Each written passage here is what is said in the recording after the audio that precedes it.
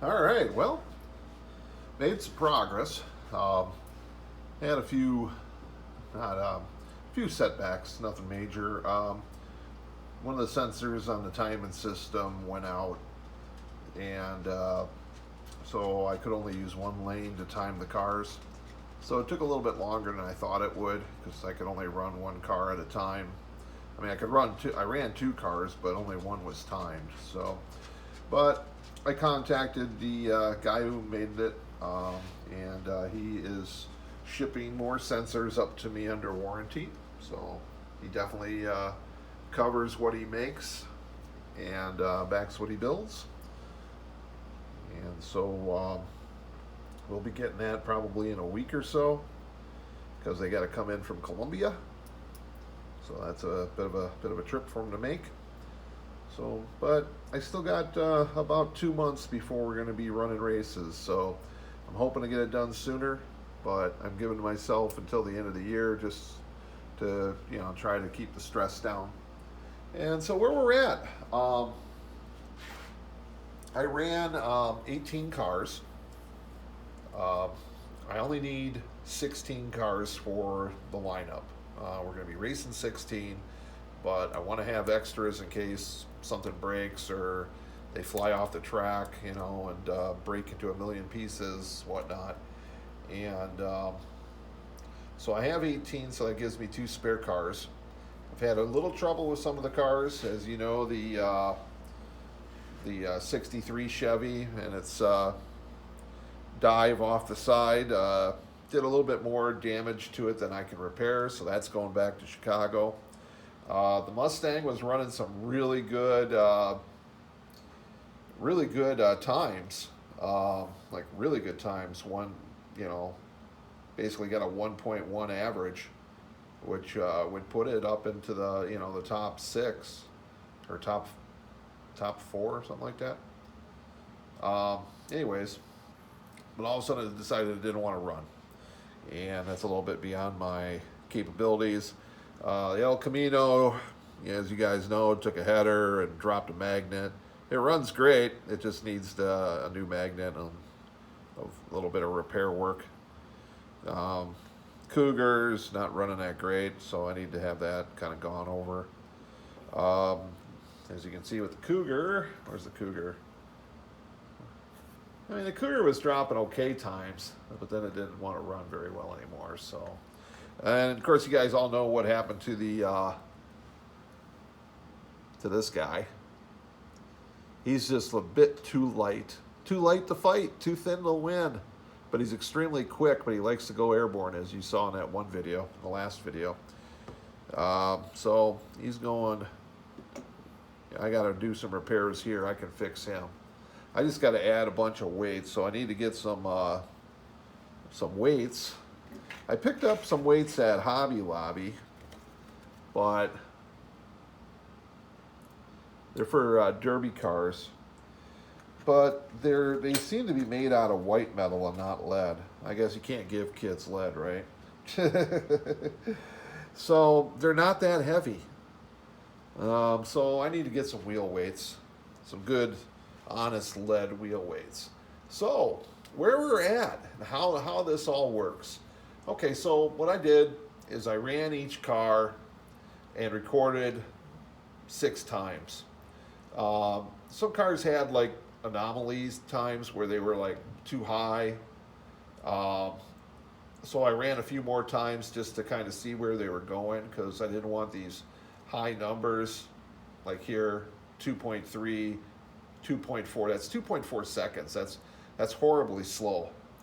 So I wanted a more honest idea of what the car was running. So I ran it a few more times just to see where it was going. I was able to get an average. So that's how the averages work. So what it does is it gives me an average time up here. That way, I can handicap the cars. Now, how does the handicap system work, you ask? Well, on the timer, I can set a delay on one of the lanes. I can handicap that lane up to 9/10 of a second, which, you know, is a lot in this world when you consider 9/10 of a second is what the Nova's running on average. So I can handicap cars in increments of a tenth of a second. So what I did is I got all the times, and since, you know, this guy is so far down, he's the zero because he's the fastest guy. So he doesn't need any handicap at all. So then what I did is I went by the second number on the average, and then gave it a +1. So this time is a tenth of a second slower than that time, so you get a tenth of a second handicap or a 1. And so on and so forth. Here's the slowest car in the fleet, I think. Yeah. Which is the 65 Ford Galaxy, which is this guy right here. This is the slowest car in the fleet right now, and it is running a average of a 1.76. So it gets an 8. Now, this isn't going to be the final lineup of what's going to be raced. I'm hoping to get I got 5 other cars here that need to be sorted. And once these guys are all fixed, I can run them, get their averages down, and then that'll affect the handicap, and it'll affect the ranks too. But the ranks are going to basically float from time to time because, you know, the cars are going to be running faster, some cars are going to be running slower. There's a lot of potential in some of these cars to really run fast. This guy here is the Speed Demon, this little 70 Nova. This guy is amazingly quick. He had to go back to Chicago because he was so fast he blew out the end and flew into the wall. That didn't want to run, but he got her all. My buddy Dale Jones got her all sorted out, so she's ready to go, and that's the number 1 car. Number 2 car right now is the 67 Corvette, which will be driven by my mother. So, what I said with being driven by my mom, I'm selling sponsorships in the cars, and each season is $50 per car, and you're basically only getting bragging rights, but you get to see and interact, and it helps out me quite a bit. I'm going to end up offering it probably through my Patreon, and what it would be is you'd buy the subscription for the 5-month season, because each season's going to be around 5 months. That'll give me 2 months downtime between seasons, or a month between seasons, basically. And we're going to be running special races, so I'm hoping, my goal is to have a race every 2 weeks. That's my goal.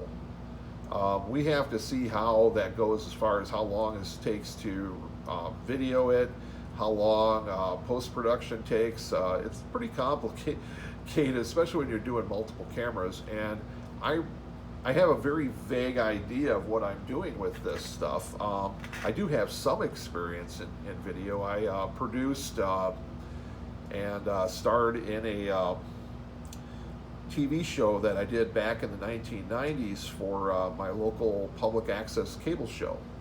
And it was called Biker Television. It was me and a couple other bikers that put this thing together, and we'd go to biker parties and events, and we talk about topics that concern, you know, motorcyclists and bikers. And it was basically set up like a magazine format. I really wish I had some of the videos. Unfortunately, I don't. Otherwise, I would show them on this channel to you guys, and you could laugh at me. And you could definitely, and you could see me when I had hair.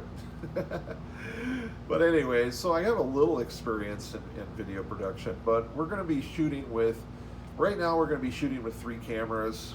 I'm hoping, you know, to get a 4th camera going. I can go up to 5 cameras on this GoPro remote that my wife is going to buy me for Christmas. And so I can control up to 5 cameras with that. I have 4 GoPros, but one of them's too old and doesn't isn't compatible with the remote. So right now I'm going to be running 3 GoPros until I get a little bit of money. Hopefully sometime that I can afford to pick up another GoPro, and then I can, round it out. But 3 cameras, like I said before, in other videos, my wife is learning how to do video editing. Right now we're using iMovie. One thing I found out about iMovie is I did all these really cool slow motion videos, but I couldn't put them together because iMovie doesn't recognize if you use like a slow motion off a camera. It won't recognize that unless it's something that's compatible, which it won't tell you what it's compatible with. So basically, the way you can get slow motion on with iMovie is you have to shoot it in full speed, and then you can adjust the speed in the iMovie to slow it down, which I didn't know that. So I shot all this video in slow motion that I basically can't really put together into a video, because when I do, it glitches and it just shows me walking back and forth over and over and over again, which I'm sure you guys would not find entertaining at all. So that's one of the reasons why I haven't been able to put out too many videos. So I put out the one video with the crash in it, just have something up, and then, for your entertainment, see what's going on. And it is really cool though, the slow, watching it in slow motion, because you see how the cars act, and when you see it in full speed, it's gone, and you really don't see how the cars react because they're basically a blur. So slowing it down, I was able to see what caused the green van to take off like an airplane. I wouldn't have been able to see that without running at slow speed. So that's where we're at with this stuff. We're getting ready to run. Everything, knock on wood, right now seems like everything's going okay. I just need to get this glitch problem with the timer settled. So I should have the sensors in a week or two, and hopefully we can get right back on track there. Car is going to go back to Chicago this week, back to Dale, have him do his magic on them, and then we'll run those. But we have a field of 16 no matter what right now, unless another car dies, but I do have 2 spare cars. So what I'm going to do is I'm going to knock off the 2 slowest cars out of the field as far as mainline racers, and those will be spares. So if your car, mid-season takes a crap and is out for a race or 2, or for the entire season, I can replace it with another car. And I have access to like 2,000 cars that Dale has. He's a partner in the Diecast Slot Car Racing Association. He's my first partner. He's going to be starting up his own track. I believe it's going to be called Chicagoland Dragway, but I'm not certain.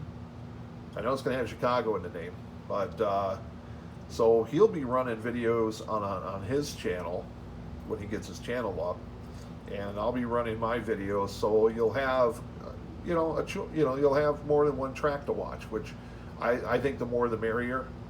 And Dale's a good guy to work with. We've been working now together for a year, and I think we're going to be doing some really cool things, and you guys will be able to watch all kinds of stuff. I mean, we're going to have like a station wagon shootout race. We're going to have luxury car shootouts, pony car shootouts, JDM shootouts, European shootouts, all kinds of weird races. So a season, I hope what the season's going to look like, it's going to be 5 months, gunning for every 2 weeks, and then put in a weird race every now and then during the down season, when we're not doing the regular races, I might have some irregular races at that point.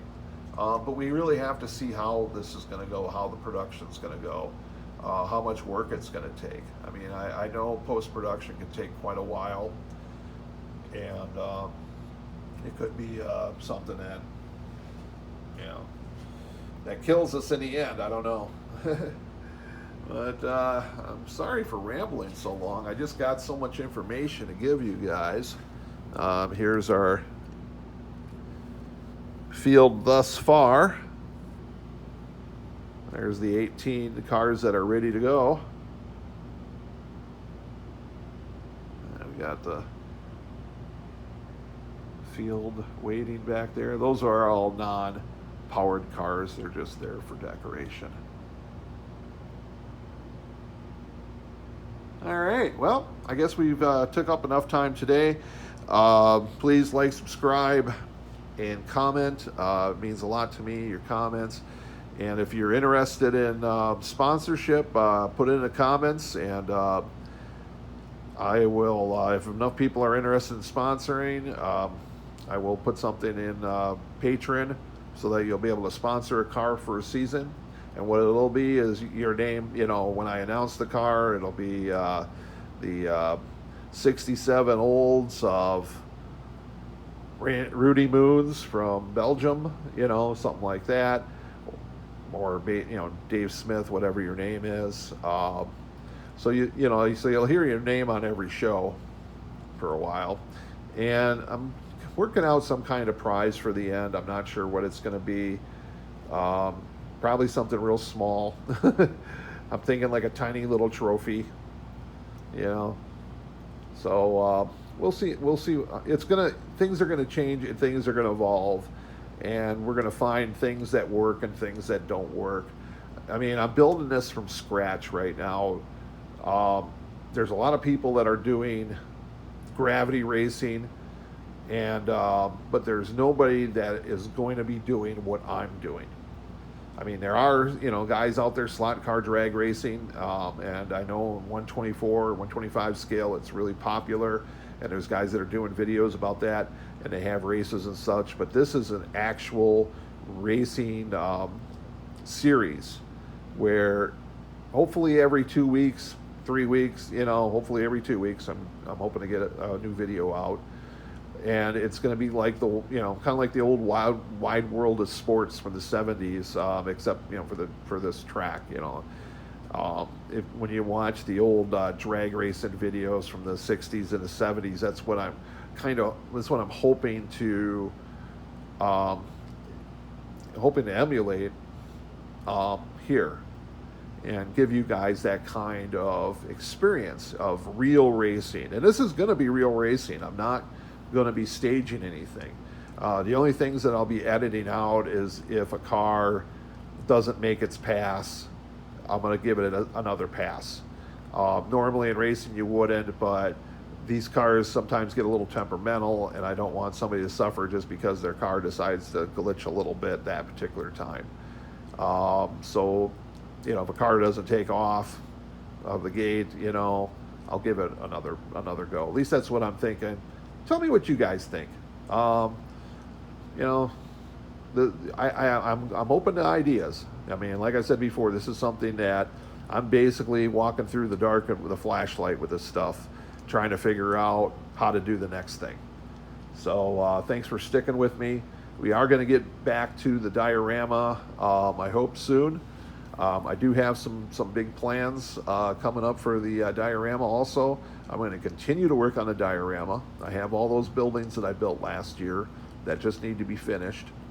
And so I will continue to work on the diorama. I do have a few spaces in the studio left that I can work on it, because this thing really takes up a lot of room. It's 40 feet long, just like the diorama. So, all right, guys, enough for now. We will see you soon.